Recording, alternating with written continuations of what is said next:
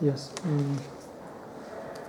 Professor Collier, you have provided a very provocative and rich view about the constraints of democracy and its relation to the problem of social inequality.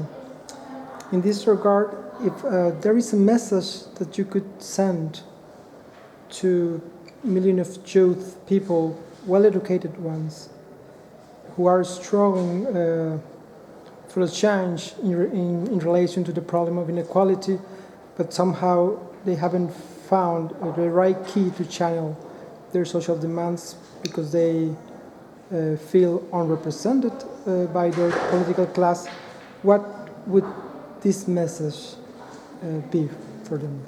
Yeah, thank you. So I think the key thing is not the sort of structures of democracy, votes and that sort of thing.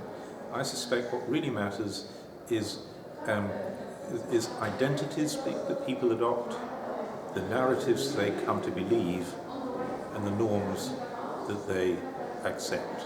So the key identity for a society is for people to recognize that they're all part of the same society, that they should recognize that they share a lot in common, and that sense of having what I call mutual regard, empathy for others in the society, so that the fortunate learn to care for the less fortunate.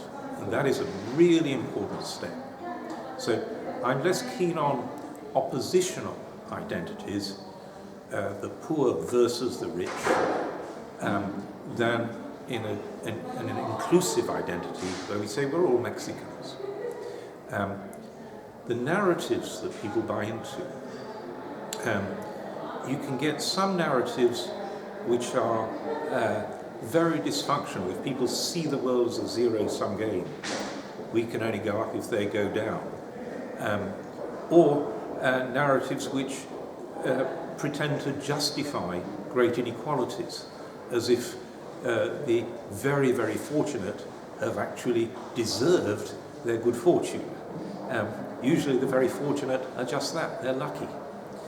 And so a sensible narrative which says the really, really rich people in society, it's partly just a matter of luck.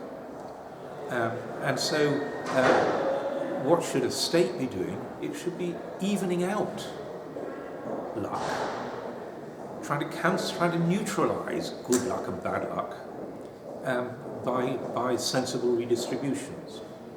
So not only does shared identity matter, but functional narratives that recognize that a lot of good fortune is luck. And then finally, norms.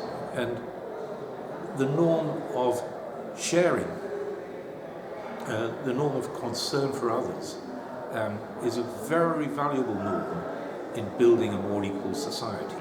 Now the striking thing is that these identities, narratives and norms differ massively between societies. So the most successful societies on earth, the ones that are the best societies for ordinary people to live in, are probably Scandinavia. And if you go to Scandinavia, you'll find that, first of all, people accept a shared identity, a common identity.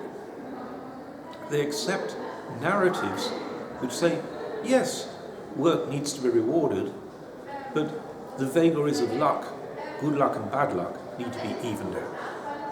And there's a norm of sharing and concern for others. So there's a really functional society.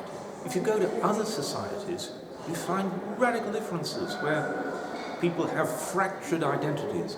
I'm a this, you're a that. They have narratives which are so damaging, a zero-sum narrative. I can only go up if you go down. And they have norms which say, if I've earned it, it's mine, I'm going to keep it.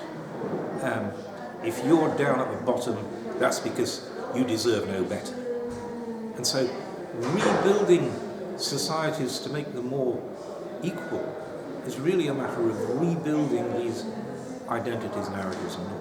Everybody participates in networks, social networks.